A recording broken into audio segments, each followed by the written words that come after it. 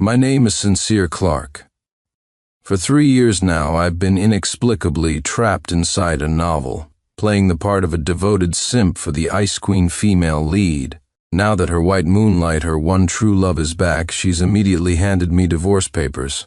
Finally, I've been fawning over her for 3 years. Do you have any idea what these 3 years have been like? Right now, all I want to do is sign these papers and go live my own fabulous life. I didn't expect this white moonlight to start slinging mud at me the moment he returned, trying to frame me. Just you wait. I have plenty of ways to get back at you. The enemy of my enemy is my friend. And with all the dirty deeds they commit in the book, won't this be an easy win? In the end, I emerged victorious and began living a life beyond my wildest dreams. The white moonlight and the great female lead, what are they to me now? 1. Morning sunlight streamed through the gaps in the priceless silk curtains, casting dappled patterns on the bed. I, Sincere Clark, was luxuriating in this damn sweet life as the kept husband of a wealthy family. It had been 3 years. 3 years since I was transported into this melodramatic novel titled The Ice Queen's Substitute Sinful Love, and became the devoted second male lead, hopelessly in love with the female protagonist, Victoria Bellwether. My daily task was to play the role of a perfectly doting simp of a husband. To be honest, aside from occasionally accompanying Victoria to family gatherings and making her brown sugar ginger tea during her period, this life was more blissful than a god's. After all, Victoria Bellwether, the billionaire Ice Queen CEO, was almost always buried in work. Except for key plot points when she'd remember her white moonlight, she basically left me, her husband, to my own devices. Just as I was debating whether to use Victoria's supplementary credit card to pick up the latest sports car or to go for a ride at the stables on the outskirts of the city, the bedroom door was gently pushed open. Victoria walked in. Today she wore a perfectly tailored white power suit that made her already cool demeanor feel even more distant. The air was filled with the scent of her usual limited edition perfume, pleasant, yet carrying an ice-cold air that kept everyone at arm's length. She walked to the bedside, her face, as always, an expressionless mask. The only difference was the few sheets of paper she held in her hand. Sincere, let's get a divorce. Her voice was as devoid of warmth as she was. Here we go. The plot has finally reached this point. I felt not a ripple of emotion, and in fact, I almost wanted to laugh now that the moment had finally arrived. She placed the A4 sheets on the nightstand. The edges of the paper curled up slightly from the force, as if tinged with her impatience. Ethan Hawthorne is back. Of course, that's the reason. I sat up in bed, stretched languidly, and pretended to be just waking up, looking at her with a hint of confusion. Oh? I grunted, reaching for the divorce agreement. I gave it a cursory glance. Asset division, emotional distress compensation. Quite generous. Just what you'd expect from CEO Bellwether. Seeing how calm I was, Victoria's fine brows furrowed almost imperceptibly. The accusations, tears, and pleading she had anticipated were all absent. I picked up the fountain pen she had casually placed on the nightstand and, with a few quick strokes, scrawled my name, Sincere Clark, with a flamboyant flourish at the bottom. The motion was fluid, without a trace of hesitation. All right, CEO Bellwether. I handed the signed agreement back to her, my tone as light as if I were remarking on the nice weather. I wish you and Mr. Hawthorne a long and happy life together, and may you have a beautiful child soon. As for the divorce settlement, just give me the maximum amount stipulated in the agreement.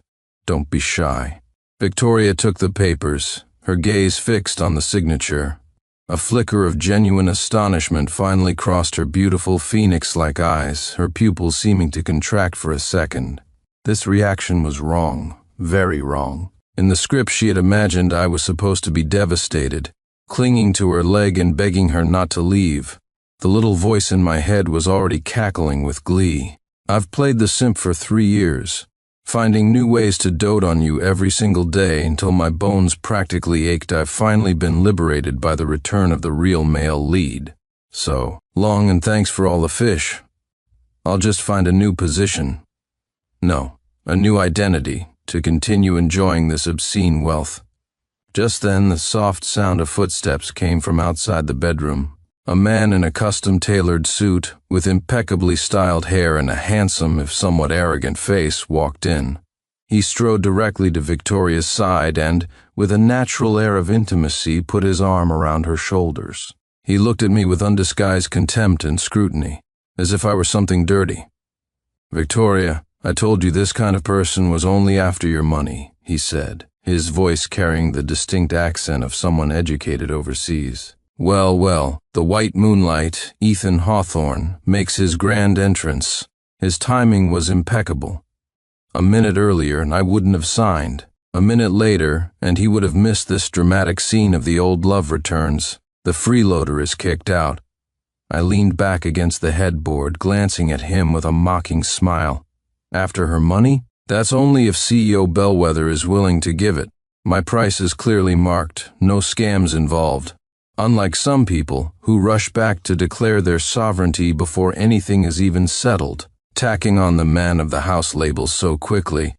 Don't you think that's a bit tacky? Ethan's face darkened instantly. His arm tightened around Victoria, and the hostility in his eyes grew more intense. Victoria seemed oblivious to the undercurrent of tension between us, or perhaps she noticed and simply couldn't be bothered. She just looked at me, her eyes filled with a probing curiosity and a hint of confusion she herself hadn't yet registered.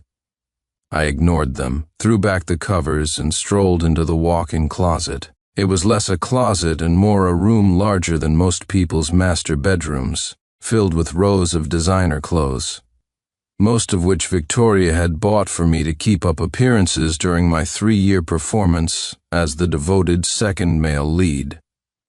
Humming a tuneless melody, I picked out a few new seasonal pieces and tossed them into a suitcase.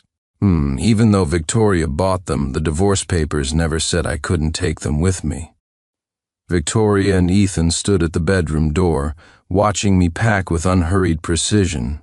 Her frown deepened. Was this the same Sincere who had always been so obedient, who would get nervous for half a day over a single look from her, who seemed ready to rip his own heart out for her? Why did he sign the divorce papers so cheerfully? And the way he was packing his bags, he looked like he was heading off on vacation. This dissonance was perfect. Go ahead and wonder, CEO Bellwether. Soon, a 28-inch suitcase was full. I zipped it up, wheeled it over to them, and beamed. Okay, all set. The house keys and car keys are on the shoe cabinet by the entrance. Oh, and by the way, CEO Bellwether, I paused deliberately, looking at her. Happy divorce and that severance package. Remember to deposit it on time. I'm a little short on cash lately. With that, I pulled the suitcase, let out a loud whistle, and brushed past them, striding out of the luxurious villa I had called home for 3 years. Behind me, Victoria and Ethan stared at each other, likely unable to process this dramatic turn of events for some time. Ah, the sweet smell of freedom, too. I had just settled into my newly rented luxury apartment downtown. It had a sweeping view and a minimalist luxe decor that I loved. I was about to draw a bath to unwind when my phone began buzzing incessantly, like a harbinger of doom. I swiped it open. Well, now I was headlining all the top trending topics. Bellwether Groupsio divorces, devoted kept thus banned, exposed as marriage's swindler. Sincere Clark dit to Toff Seacrest. I clicked into them. A flood of inside sources provided an endless stream of so-called exposés, complete with pictures and meticulously fabricated stories. One claimed I had cheated with a young model, attaching a few blurry photos of a man with a similar build to mine entering a hotel. Another accused me of being a spendthrift, claiming I had squandered over 100 million of Victoria's fortune in 3 years, complete with pictures of luxury goods and cars, most of which Victoria had provided for appearances. The most ridiculous one alleged that I had demanded an exorbitant divorce settlement and refused to leave until I got paid, claiming it was CEO Bellwether's kindness that finally got me escorted out. The comment sections were a cesspool, filled with self-proclaimed keyboard warriors launching crusades against me. That kind of freeloader should be drowned in a pig cage. I feel so bad for CEO Bellwether. 3 years of her youth wasted on a dog. No wonder she wanted a divorce. She let a wolf into her house. I raised an eyebrow. The attack was swift and vicious. I scrolled down and, sure enough, Ethan Hawthorne's social media account had been updated half an hour ago. It was a long-winded essay of nearly 1,000 words, written in a deeply affectionate tone. Every sentence defended Victoria, painting me sincere, as a morally corrupt, conniving man who had taken advantage of her kindness and innocence. It ended with a pointed remark. Some people never learn to cherish what's in front of them until it's gone, but by then, it's too late. The internet meme "a wolf in sheep's clothing's essay is always late, but it always arrives" was spot on. This guy was wasting his talent. He should be writing palace intrigue dramas. And Victoria? She said nothing. No statements, no clarifications. In the eyes of the public, her silence was tantamount to an admission, allowing this bucket of filth to be dumped all over me. Fine. You play rough. I wasn't made of clay either. I immediately drafted a clarification post on my social media, stating briefly that our divorce was amicable and the asset division followed the agreement, with none of the sordid details the rumors claimed. However, my voice was a stone cast into the sea. Minutes after I posted it, my message was drowned by a tidal wave of comments from an army of online trolls. The comments were all variations of "the scumbag is still trying to defend himself. The evidence is clear, don't even think about. Cleaning your name, and poor CEO Bellwether, she was scammed and still had to pay him off. My account was even reported and suspended." Right. First counterattack, a miserable failure. These bastards came prepared. Over the next few hours, my life was thrown into chaos. Paparazzi, having caught the scent of blood, quickly gathered below my apartment building. The flashes of their cameras were so bright they pierced through my curtains. My phone was blown up with calls from unknown numbers, all spewing insults and curses. Worse, some self-proclaimed die-hard fans of Victoria had somehow obtained my private information and sent threatening text messages, vowing to make sure I never walked out of Seacrest alive. The air itself seemed thick with malice. The sharp ring of the phone and the noise of the paparazzi outside intertwined, creating an unbearable cacophony.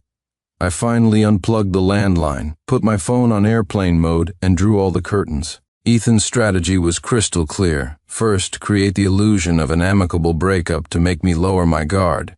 Then, strike fast, using public opinion to turn me into a social pariah. Not only would my reputation be ruined and I'd be left with nothing, but I'd also be branded as the one at fault for the divorce. This would allow him to swoop in as Victoria's savior. He probably thought I was still the lovesick puppy from the book, the second male lead who couldn't live without Victoria, someone he could easily crush. He had severely underestimated the resilience of a transmigrator who had read the entire script. I walked into the bathroom, filled the tub with hot water, added some bath salts, and sank in. The warm water enveloped my body, and my tense nerves gradually began to relax. Since you showed no mercy, don't blame me for being ruthless. I closed my eyes and began to meticulously recall every detail in the book about Ethan's years studying abroad, as well as the dark, dirty secrets hidden within the Bellwether group. In the original story, these were just minor details, background noise to enhance the main character's romance. But for me right now, they were the perfect weapons for a counterattack. 3. Ethan's methods were faster and more ruthless than I had imagined. I felt refreshed after my bath and was about to order some takeout when I found my credit card payment failed. I tried several other cards, but they all showed function restricted. Cutting off my financial lifeline? I sneered. The original Sincere was a classic kept man with almost no personal assets. The settlement from Victoria hadn't arrived yet, and the pocket money I had on hand was all from her. All right, that was a low blow. But it got lower. The next morning, my landlord showed up with a pained expression, wringing his hands. "Mr. Clark, I'm so sorry, but about this apartment. Could you possibly move out soon? I'm also..." Sigh, under pressure from above. I looked at his evasive eyes and knew exactly what was going on. Whose pressure could it be? Ethan was trying to completely erase me from Seacrest, hoping I would crawl away in disgrace and never return. Fine, I understand, I said with a nod, not making things difficult for him. Dragging the same suitcase I had just pulled out of the Bellwether villa, I found myself on the street again. Watching the bustling traffic, I felt a momentary sense of bewilderment. This plot was accelerating even faster than the tragic fate of the second male lead in the book. Did Ethan buy a VIP speed run package to get rid of me? My plan to enjoy life had barely begun before hitting this roadblock. I stroked my chin, wondering if I should find a good spot under a bridge. Given my current reputation, I'd probably be pointed at and whispered about wherever I went. Just as I was sarcastically contemplating a new career as a street-side fortune teller, specializing in how to identify a white moonlight versus a wolf in sheep's clothing, a black Bentley purred to a stop in front of me. The window rolled down, revealing the face of a well-maintained but imposing middle-aged man. His gaze was sharp as he looked me up and down. "Mr. Sincere Clark?" I raised an eyebrow. Who was this now? Judging by his presence, he wasn't a paparazzo, nor did he seem like one of Ethan's goons sent to see me off. "And you are?" "Donovan Shaw," the man said, his name carrying an undeniable weight. "Victoria Bellwether's rival. Interested in a chat?" Donovan Shaw, the CEO of Shengyu Group. My mind flashed back to the novel's plot. Shengyu Group and the Bellwether Group were longtime arch-rivals in Seacrest's business world. Their operations heavily overlapped, and they were constantly locked in a struggle for dominance. Donovan had always been looking for an opportunity to topple the Bellwether family, but their deep roots had made them unshakable. The enemy of my enemy is my friend. I understood that principle perfectly. An invitation from Mr. Shaw himself. Of course I'm interested. I opened the car door, tossed my suitcase into the trunk, and got in. The car's interior was spacious, the air conditioning set to a comfortable temperature, a stark contrast to the noisy, stuffy street outside. The car drove smoothly toward a high-end private club downtown. Donovan didn't beat around the bush. "Mr. Clark, I'm sure you're more aware of your current situation than I am. I also have some idea of what Ethan Hawthorne and Victoria Bellwether are planning for you." He paused, handing me a glass of water. "I can help you. Not only can I clear your name, but I can also help you live the life you want. The condition is the inside information you have on the Bellwether Group and Ethan Hawthorne." I held the glass, my fingertips tracing its surface, and met Donovan's deep-set eyes. How did this old fox know I had dirt? Wasn't the original character just a simp? "Mr. Shaw, what makes you think I'd have any inside information?" I feigned ignorance. Donovan smiled, but his eyes remained sharp.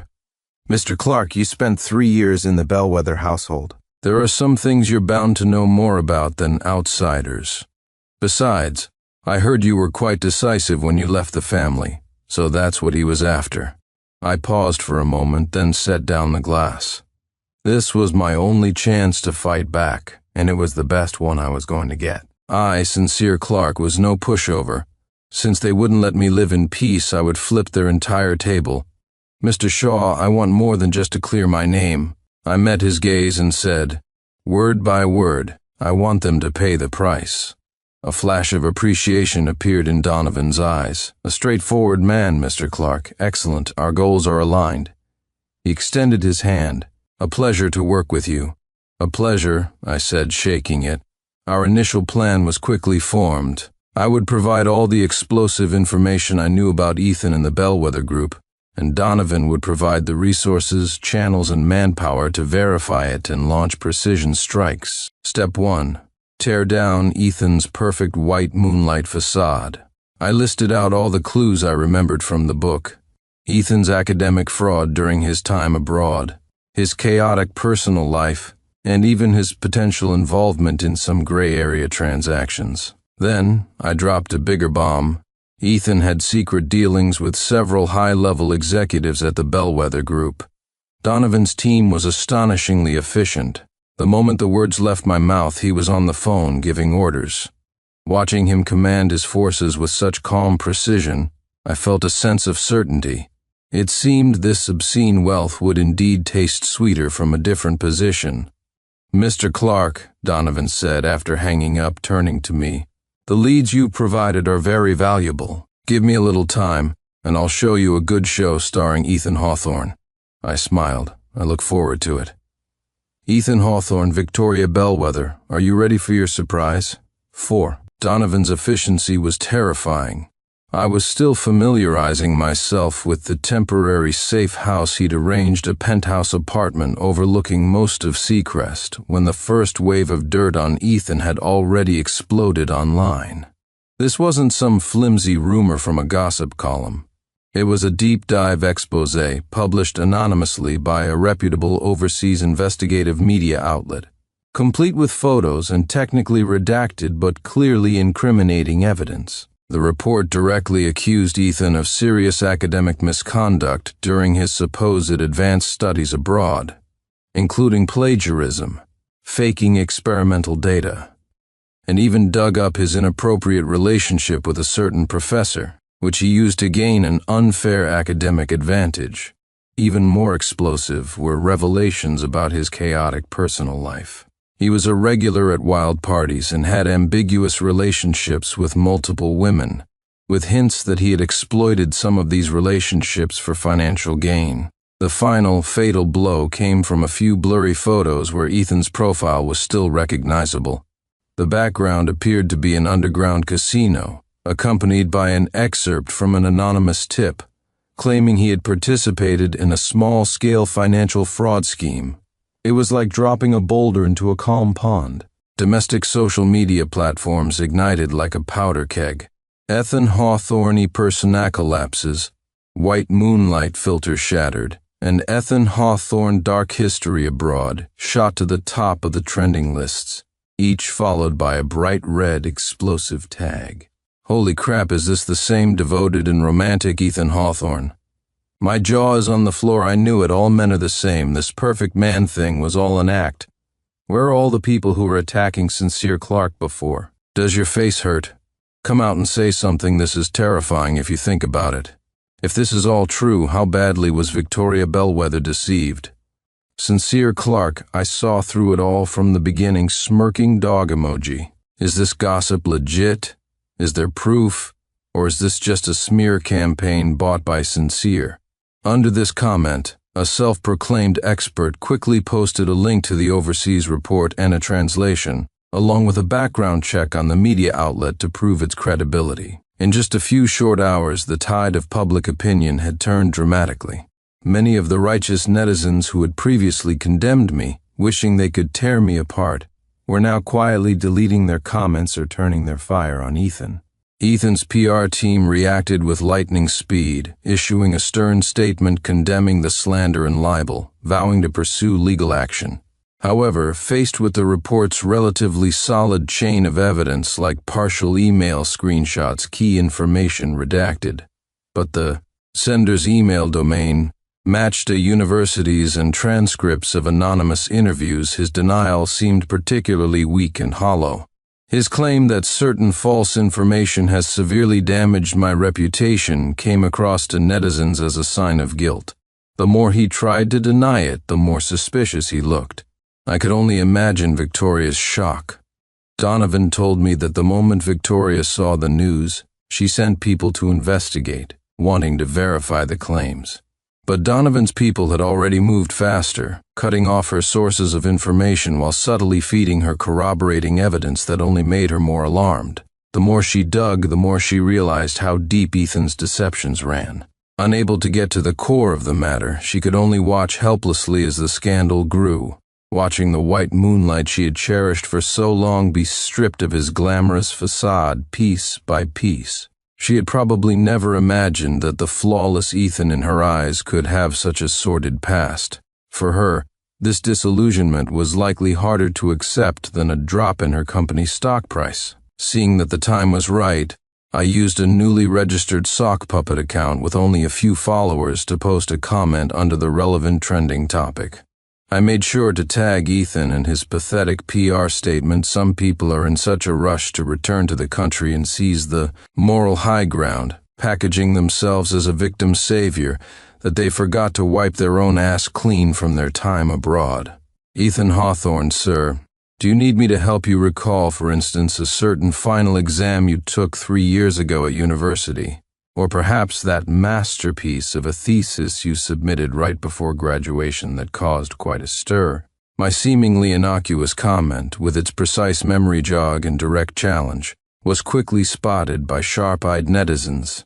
It was screenshotted, shared, and sparked another wave of intense discussion. He's here, the main character, or his suspected alt account, has entered the chat. Sincere still has bigger bombshells to drop. Ethan is finished. Ethan's side was probably fuming, but apart from unleashing trolls to spam comments like no evidence and malicious slander, they offered no effective counterattack. Donovan called, a hint of amusement in his voice. My friend, that finishing blow of yours was perfectly aimed. Ethan must be tearing his hair out right now, and the Bellwether Group's entire PR department is working overtime in a state of chaos.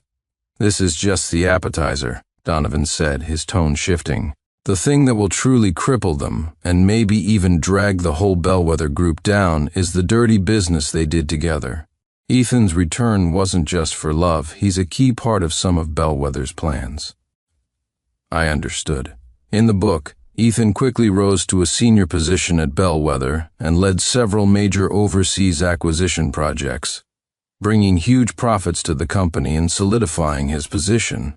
But behind the scenes, there were plenty of gray area operations. Right now, the Bellwether Group must be in turmoil. For the first time, Victoria was tasting what it felt like to completely lose control. Apparently, she was desperately trying to contact me through my old number, trying to probe, or rather, to see what cards I was holding. Too bad for her. Her number, along with the contact information of everyone in the Bellwether family, had been decisively blacklisted the moment I signed the divorce papers. Looking for me? It's too late. 5. Donovan's efficiency was staggering.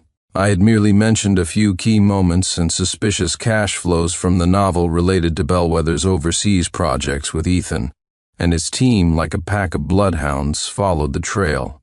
They actually managed to dig up irrefutable evidence of insider trading and stock manipulation from a labyrinth of transaction records and anonymous offshore accounts. My friend, the prophecies you gave me were more accurate than our expensive team of analysts, Donovan said over the phone, his voice brimming with unconcealed excitement.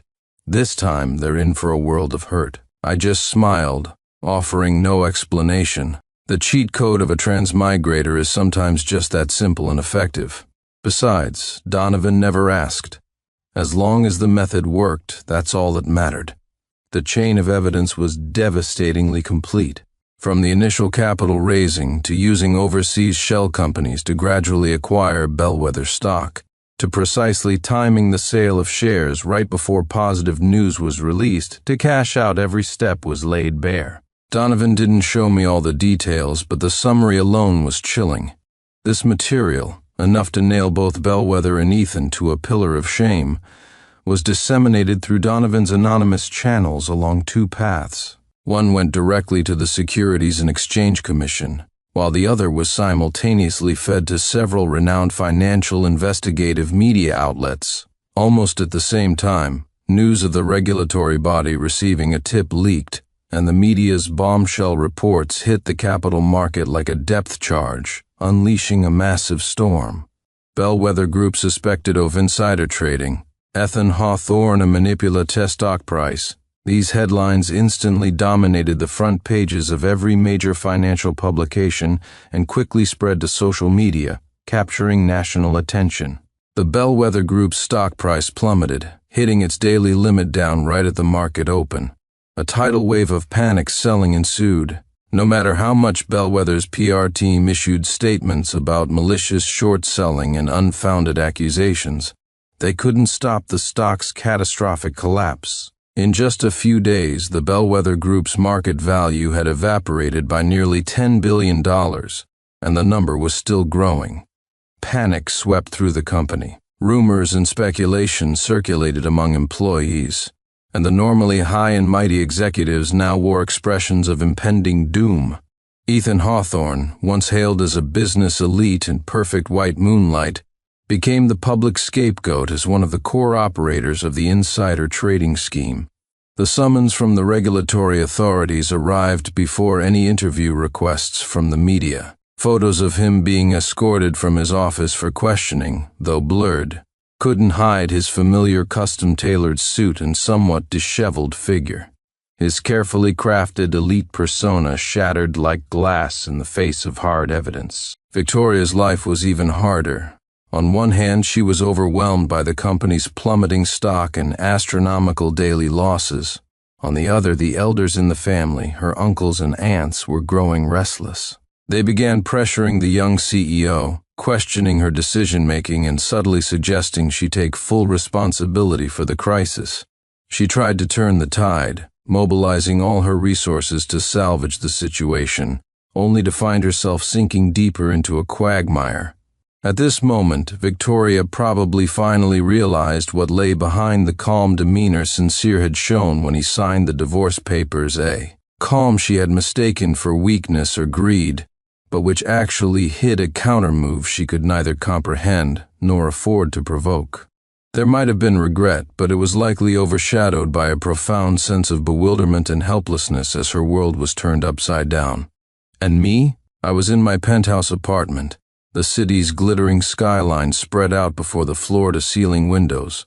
I swirled the red wine in my glass, watching the latest reports of the Bellwether Group's downfall and Ethan's investigation scroll across my tablet, a faint smile playing on my lips. "If you knew this was coming, why did you even start CEO Bellwether?" I murmured to myself, taking a sip of wine. This drama was far more exciting than any blockbuster, especially when you were one of the scriptwriters. Donovan called to report the latest developments, his tone relaxed. "Bellwether has taken a devastating blow this time. Their very foundation is shaken. As for Ethan, the evidence is solid. Even if the Bellwether family tries to bail him out, it's going to cost them dearly." "It's not enough," I said. "This is just the beginning." The Bellwether Group's stock was still in free fall, with no end in sight. Just then, an unknown number rang on Donovan's private phone. He answered it, and after listening for a few moments, his expression changed slightly. He gave me a one-moment gesture and stepped aside to speak in a low voice. A moment later, he returned, a playful look on his face. "My friend, it seems the person who really calls the shots at the Bellwether family can't sit still any longer." I raised an eyebrow. "The old patriarch of the Bellwether family," Donovan said. He called me himself. 6. Donovan hung up, the playful smile still on his face. "My friend, it looks like the climax of our show is about to begin. The Bellwether patriarch," he paused, as if savoring the weight of the words, "has personally invited us for a friendly negotiation." I raised an eyebrow, understanding immediately. The old fox was finally willing to step out from behind the curtain. "Where?" "The old Bellwether family estate." A sharp glint flashed in Donovan's eyes. "It seems they want to try to intimidate us." I chuckled. "A trap? I'm curious to see what kind of poison he's serving. I wonder if I can stomach it." The Bellwether estate was nestled at the foot of a quiet mountain on the outskirts of the city. With its green bricks, black tiles, and curved eaves, it exuded a somber and silent aura that was completely out of step with the modern metropolis. The air was filled with a faint scent of sandalwood mixed with the smell of old wood, creating an oppressive atmosphere that made it hard to breathe. In the center of the main hall sat an old man with white hair and a white beard, the true head of the Bellwether family, Patriarch Theodore Bellwether. He wore a dark, patterned silk suit and radiated an air of authority without being angry. Though his eyes were slightly cloudy, they were as sharp as a hawk's, as if they could see right through a person's soul. The moment Donovan and I sat down, we felt an invisible pressure. The tea was top-grade vintage pu'er, its aroma rich and mellow, but no one was in the mood to savor it. Theodore Bellwether got straight to the point. "Mr. Clark, Mr. Shaw, let's not mince words. I assume the recent troubles at Bellwether are not unrelated to you two. His voice was low but carried the weight of someone long accustomed to power, an attempt to overwhelm us with sheer presence. I picked up my teacup, gently skimming the foam off the surface, perfectly composed. Patriarch, you exaggerate. We merely did what needed to be done, exposed truths that deserve to be revealed. Youthful spirit is a good thing, but a blade that is too rigid is easily broken, the patriarch said, his gaze shifting to me, full of scrutiny. The Bellwether family has stood for many years. It cannot be shaken by just any Tom, Dick, or Harry. I smiled, set down my cup, and unhurriedly took several documents from my briefcase, gently sliding them across the table to him. There weren't many, but each one was enough to cripple the Bellwether family. Patriarch, this is a partial evidence chain of money laundering involving several of Bellwether's senior executives, and here is a record of Mr. Hawthorne's more exciting illegal activities overseas, for instance, using a charitable foundation for illegal fundraising, as well as a few rather nasty cases of commercial fraud. I stated calmly, watching his initially composed face turn ashen as he read the contents of the files. If this gets out, Bellwether's problems will be far more serious than a falling stock price. I imagine the IRS and the Economic Crime Investigation Department would be very interested. The patriarch's fingers trembled slightly, his knuckles turning white as he gripped the mahogany armrest. Seeing this, Donovan opportunistically twisted the knife, his tone feigning good intentions. Mr. Bellwether, Shengyu Group has always respected its elders. However, if Bellwether is truly facing a liquidity crisis, we wouldn't mind conducting a friendly acquisition appraisal at this time. The price, of course, would be very fair. At these words, Theodore Bellwether's face grew even darker. Victoria, who had been sitting silently in a lower seat with her head bowed, was now as white as a sheet. She looked at me in disbelief at this man she once ordered around, this simp she considered disposable, who was now calmly holding his own against the grandfather she revered, even pushing the entire Bellwether family to the brink of collapse. Her expression was a complex mixture of shock, confusion, and, more than anything, a thick, suffocating regret and unwillingness to accept reality. She had likely never imagined what or who she had truly pushed away. The air was stagnant for a long time, the only sound the faint whisper of wind outside the old house. Theodore Bellwether closed his eyes tightly. When he opened them again, the sharpness was gone, replaced by a deep exhaustion and helplessness. He knew that to continue this fight would only lead to mutual destruction, and the family's century-old foundation might crumble. He let out a long sigh, seeming to age 10 years in an instant. Fine. Name your terms. Donovan and I exchanged a look of mutual understanding. I held up one finger. First, emotional distress and divorce compensation. I want the amount originally stipulated in the book multiplied by 10. Victoria's head shot up, her eyes wide with disbelief. The original figure was already astronomical. 10 times that? It was blatant extortion. The patriarch's mouth twitched, clearly shocked by the number. Second, I continued, holding up a second finger. Victoria Bellwether and Ethan Hawthorne must issue a public apology to me through all major media platforms, clarifying all the slander and clearing my name. Third, the Bellwether family will guarantee that they will never trouble me, my friends, or my partners in any way again. My gaze swept over to Donovan. Fourth, I looked at Donovan, who gave a slight nod, and I continued.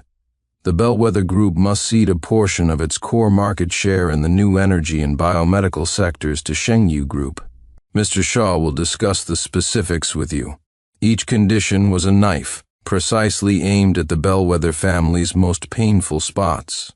Theodore Bellwether's face was so dark it looked like it could drip ink, veins throbbing on his forehead.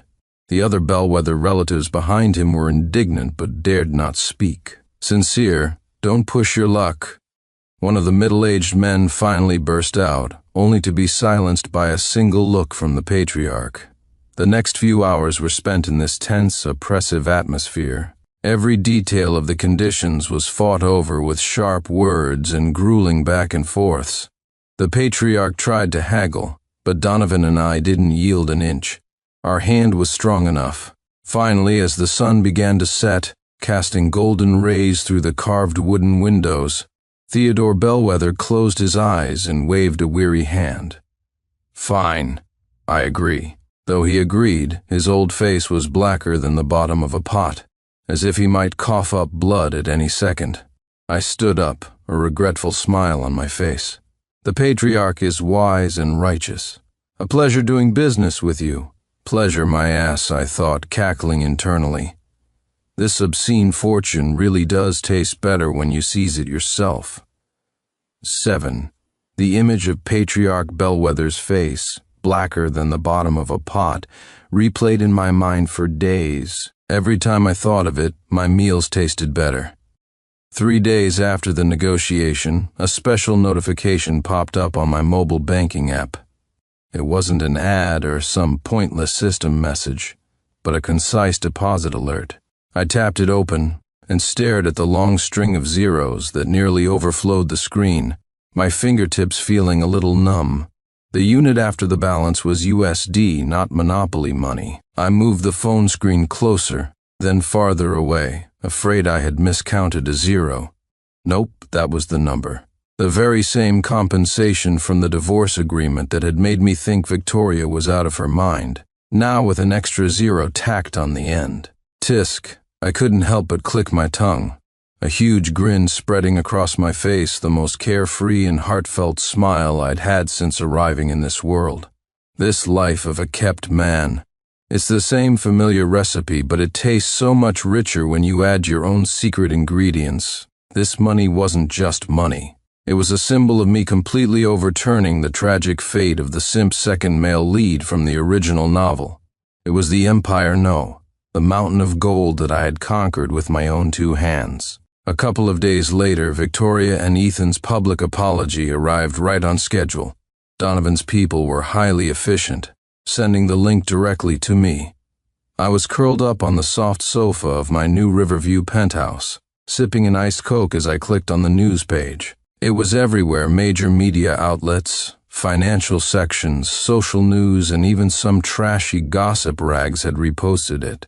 The headlines were more sensational than the last: stunning reversal in high society divorce, ex-husband was the victim, and Bellwether CEO and her lover issue public apology to freeloader ex-husband. The statement itself was written with sincere regret, every word expressing the deepest apologies for the damage to my reputation and mental distress, admitting that the previous exposés were based on misunderstandings and malicious guidance. Victoria and Ethan's names, listed side by side, were particularly ironic. I zoomed in on the page to watch the attached video. Victoria still had that Ice Queen expression, but her eyes held a poorly concealed exhaustion and humiliation. Her lips were pressed into a thin, tight line as she read the statement. Ethan had completely lost the arrogant swagger he had when I first met him. His eyes were puffy, his expression defeated, like a rooster that had lost a fight. His voice even trembled slightly. The comment section had already exploded, the public opinion having done a complete 180. Holy crap, I knew Sincere didn't seem like that kind of guy. My heart goes out to Sincere. He was cyberbullied for so long, and it turns out it was the white moonlight and the other woman slinging mud? Is Victoria Bellwether blind? How could she treat trash like Ethan Hawthorne like a treasure? High society couple apology reversal. I've seen it all now. I read on with great interest, happily liking a few of the most scathing comments. This kind of public execution was far more thrilling than any primetime soap opera. Ethan's downfall came even faster than the apology. His gilded overseas scandals were just the appetizer. The fatal blow was the irrefutable evidence of commercial fraud and illegal fundraising that Donovan and I had unearthed. The day after the apology was published, financial news broke that Ethan was under formal investigation for multiple financial crimes, with his passport seized. On TV, I watched him being escorted out of his luxurious office by several uniformed officers. the shiny handcuffs on his wrists glaring under the camera lights. The once celebrated overseas elite and business prodigy was now a pariah. His meticulously crafted perfect persona had crumbled into dust, and he had plummeted from the clouds straight into the mud. The few shell companies to his name collapsed overnight. Serves you right, I thought. You should have thought of that earlier. As for Victoria, her life wasn't much better. Donovan would occasionally fill me in on the Bellwether family situation. The Bellwether Group had suffered a devastating blow from the insider trading scandal, its market value having evaporated by an untold number of small goals. As the CEO at the time and Ethan's close associate, Victoria naturally bore the brunt of the blame. The old foxes in the Bellwether family didn't care about family ties. To stabilize the situation, they stripped her of most of her real power within the group, essentially turning her into a figurehead. I heard that to cover the losses and forge new alliances, Patriarch Bellwether was already looking for a suitable match, preparing to use her as a tool for a marriage alliance with some business partner whose name she probably didn't even know. From a lofty Ice Queen CEO to a sacrificial lamb for her family's interests, I wonder if in the middle of the night she ever thought of Sincere, the man who was once at her beck and call, who ultimately dragged her down from her pedestal with his own hands. But that was no longer my concern. Her regret, her unwillingness to accept her fate to me, they weren't even worthy of being an appetizer. Donovan called me specifically, his tone carrying the frankness of a true businessman. My friend, I owe you big time for this one. Shengyu Group has successfully taken over the sectors Bellwether ceded, and the market response has been fantastic. If you ever need anything from your old bro in the future, just say the word. You're too kind, Mr. Shaw. It was a win-win, I replied with a smile. Donovan was a shrewd man, but he was a man of his word. He had not only cleared my name but also made the Bellwether family pay a painful price. Shengyu Group had used the opportunity to expand aggressively, and its reputation had soared. It was indeed a win-win. His tone shifted, becoming more deliberate. My friend, you're a free man now. Have you considered trying your hand in a different field? I have a few interesting projects on my end. I chuckled. Thank you for the kind offer, Mr. Shaw, but for now I think I'd just like to be a lazy bum and enjoy life for a while. Fair enough. A young man should see the world, Donovan said, not pressing the issue. He made a few more polite remarks and then hung up. I put down my phone and stretched out with a long, satisfying groan. The massive sum in my bank account gave me an unprecedented sense of security and freedom. I was finally free from the constraints of the original plot, no longer needing to play the devoted simp or get entangled in the messy affairs of the rich and powerful. The world is so big, and I want to see it. That wasn't just a saying anymore. I opened my laptop and started seriously browsing travel guides, from private islands in the Maldives to the snowy peaks of Switzerland, from the Amazon rainforest to the dazzling auroras of Iceland. Or maybe I should just buy a small island and become an island owner, or learn a new skill, like flying a plane or scuba diving. There were too many possibilities. Just then, an encrypted unknown number called my phone. I frowned. These numbers were usually telemarketers or scammers. I was about to hang up when a strange impulse made me answer. The line was silent for an unsettling moment. Then a woman's voice, choked with suppressed sobs, came through. It was vaguely familiar, but mostly foreign. Sincere. It's me, Victoria Bellwether. Oh? How did she still have the nerve to contact me? Before I could speak, another man's voice, frantic and sycophantic, cut in. Brother Sincere, Master Sincere. It's me, Ethan Hawthorne. We know we were wrong. We really know we were wrong. Please, I'm begging you, have mercy, let us go if you're willing. To let this go, we can give you more the Bellwether family. They have so many things you can't even imagine. Listening to their incoherent pleas and promises, I felt a wave of nausea. I let out a cold laugh, cutting off their performance. You're begging for mercy now? What about when you ganged up to smear my name, when you wanted nothing more than to see my reputation ruined forever? Did you ever think this day would come? As for your benefits, why don't you save them to enjoy in prison? And don't ever call to disgust me again. Get lost with that. I decisively hung up and dragged the encrypted number into my permanent block list. I thought I could faintly hear their enraged shouts, desperate sobs, and hysterical curses before the line went dead. That get lost felt incredibly refreshing. A wave of pure satisfaction washed over me, better than downing an ice-cold soda. A few days later, I stood on the deck of a newly rented luxury yacht, the gentle Mediterranean sun warming my skin and the salty sea breeze tousling my hair. The azure water stretched out before me to the horizon, with a rolling coastline in the distance. I raised my champagne flute in a toast to the setting sun. This trip into the book? Totally worth it. From a pathetic simp of a second male lead to a free single billionaire. This kind of life-altering reversal was damn exciting. This obscene fortune. It seems you really do have to enjoy it from a completely different position. I took a sip of champagne. The cool liquid slid down my throat, leaving a trace of sweetness